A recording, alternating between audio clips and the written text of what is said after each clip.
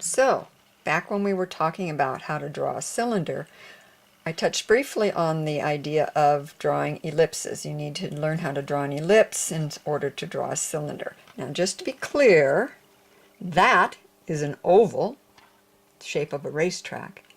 This is an ellipse. Now, in this drawing of a coffee mug, you can see here, this is a perfect circle when you're looking straight down at it.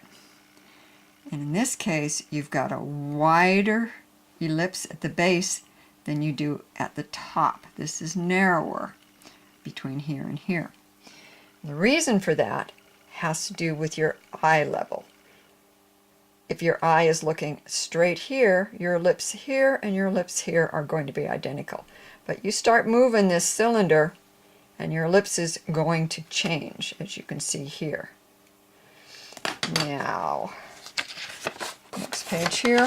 One of the things we always have to do when we draw an ellipse is to make sure we draw both sides of it. We can always erase this one later, but we always draw both sides of it to make sure that our central axis points line up like that. And notice again, this ellipse has a greater depth than this one at the top because of where the eye is.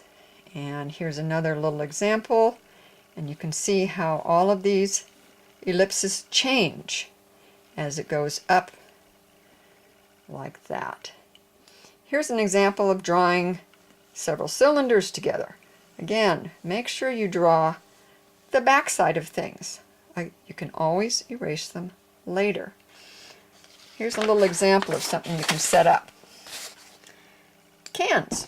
Just get 3 empty cans, different sizes, set them up like that, shine a light on them, and you can draw your ellipses in a little still life. So you start, this one doesn't have all of the unneeded lines erased yet. So you